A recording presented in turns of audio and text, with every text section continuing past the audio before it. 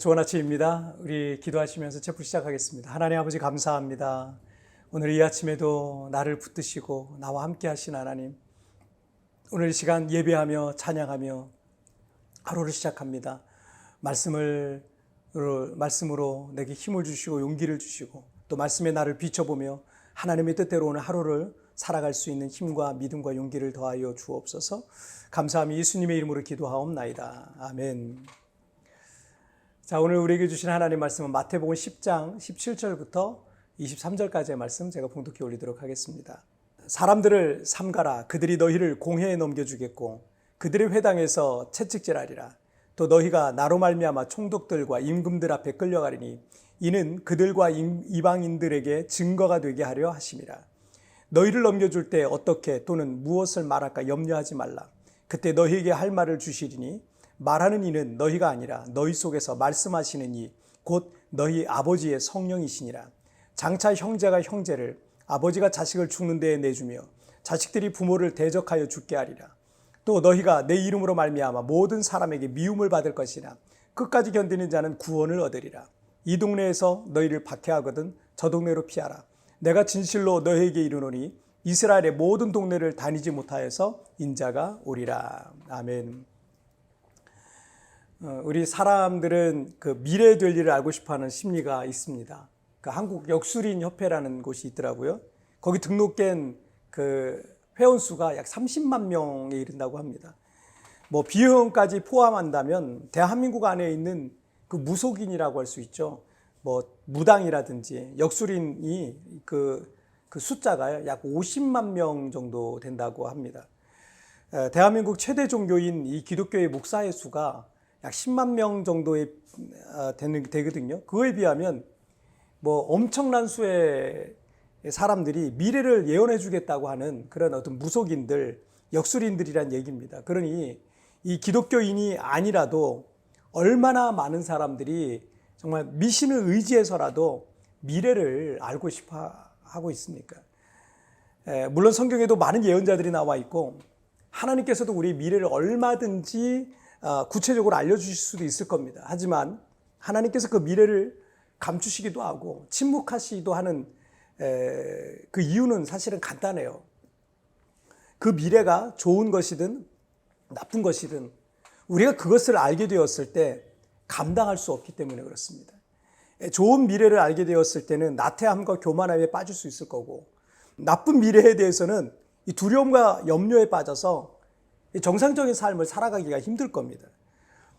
우리 사람이 참 그렇게 약합니다. 그런데 오늘 본문에서 예수님께서는 제자들을 각 마을과 촌으로 전도 여행을 보내시면서 예수님을 믿는 자들과 전도자들이 받게 될 핍박과 박해에 대해서 미리 말씀해 주시고 있어요. 물론 가깝게는 제자들이 전도 여행을 할 때 직간접적으로 겪게 될 겁니다. 하지만 이 말씀은 예수님의 십자가 사건과 부활 승천 이후에 사도들이 전도 행전을 써나가게 될 때 겪게 될 일이라는 얘기죠. 더 멀리는 마지막 때를 살아가는 우리 모든 그리스도인들에게도 얼마든지 있을 수 있는 것이다 라고 예언하고 있는 겁니다. 예수님께서 이런 사실을 미리 말씀하시고 있는 이유는 요한복음 16장 33절에서 세상에서는 너희가 환난을 당하나 담대하라 내가 세상을 이기었노라 라고 하셨습니다. 예수님을 믿는데 좋은 일만, 형통한 일만 있는 게 아니에요. 우리는 인생을 살아가고 있기 때문에 때로는 어렵고 힘든 인생에 여러 가지 문제들을 만나기도 하고 또 믿음으로 살려고 하는데 오히려 그 믿음이 핍박받기도 하고 박해가 따라오길 수도 있을 겁니다.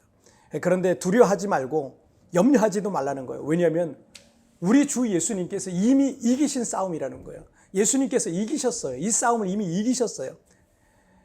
베드로전서 4장 12절과 13절에서 사랑하는 자들아 너희를 연단하려고 오는 불시험을 이상한 일 당하는 것 같이 이상히 여기지 말고 오히려 너희가 그리스도의 고난에 참여하는 것으로 즐거워하라. 이는 그의 영광을 나타내실 때 너희로 즐거워하고 기뻐하게 하려 함이라 라고 하셨습니다. 이 시험과 시련과 핍박과 박해와 고난과 환난이 내가 받을 최종적인 것이 결과물이라면 여러분 우리는 두려움과 염려 속에 빠질 수밖에 없을 겁니다. 지금의 이 고난이 이상한 일을 당하는 것 같은 이상한 일처럼 여겨질 겁니다. 그리고 믿음을 갖고 있는 자에게 이 고난은 이해할 수 없는 일이 될 수밖에 없을 겁니다. 그런데 어떤 군사가 전쟁에 참여하자마자 얘는 큰 부상을 입었어요.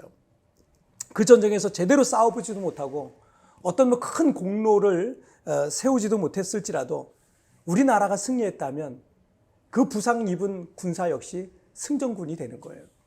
예수님께서 싸우셔서 승리하셨고 우리는 그 싸움에 동참해서 우리도 승전군이 된 겁니다. 마태복음 10장 19절에 보시면 너희를 넘겨줄 때 어떻게 또는 무엇을 말할까 염려하지 말라. 그때 너희에게 할 말을 주시리니 라고 하셨습니다. 하나님께서 그 모든 시험의 때를 이길 말과 또 지혜와 힘과 능력을 주실 겁니다. 여러분 염려할 필요 없어요. 그리고 마태복음 10장 22절에서 또 너희가 내 이름으로 말미암아 모든 사람에게 미움을 받을 것이나 끝까지 견디는 자는 구원을 얻으리라 하셨습니다. 그리스도인들이 부끄럽지 않은 삶을 살다가도 믿음을 가졌다는 이유로 때로는 어려움을 겪을 수 있습니다. 미움을 받는 일도 있을 수 있습니다. 도저히 이해할 수 없는 그런 여러 가지 힘든 일들이 여러분의 믿음 생활 속에, 여러분의 인생 속에 있을 수 있어요. 그러나 주님께서 끝까지 견디는 자는 구원을 받으리라 라고 말씀하셨습니다. 여러분 포기하지 마십시오. 교회를 다니며 또 신앙생활하다가 여러 가지 시험에 빠질 때도 있고 믿음 생활을 이어가기 힘든 어려운 순간들을 만날 수도 있습니다. 그러나 그 순간의 시험과 또 어려움이 전부라고 생각하지 마십시오. 이는 믿음의 여정 속에 있는 하나의 과정일 뿐입니다. 두려워하거나 염려하지 마십시오. 환난을 당한다 할지라도 여러분 담대하시길 바랍니다. 예수님이 이미 승리하셨어요. 우리도 주님을 따르는 그 승전군이 될 줄 믿습니다. 자, 우리 찬양 같이 한 곡 드리시겠습니다. 내게로부터 눈을 들어 라는 찬양 우리 같이 고백드리겠습니다.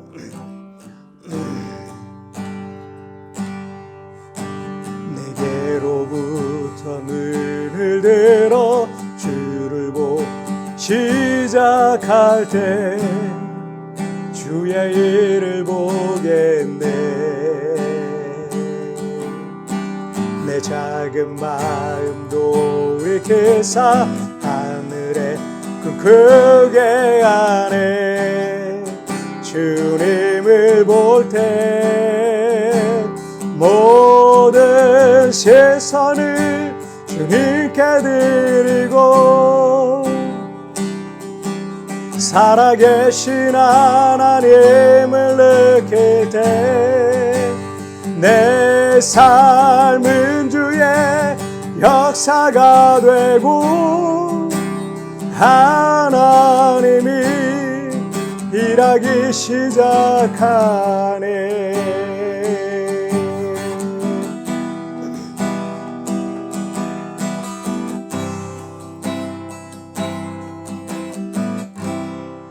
주님의 영광 임하네. 주 볼 때 주님의 영광 임하네. 주 볼 때 모든 시선을 주님께 드리고 살아계신 하나님을 느낄 때 내 삶은 주의 역사가 되고 하나님이 일하기 시작하네.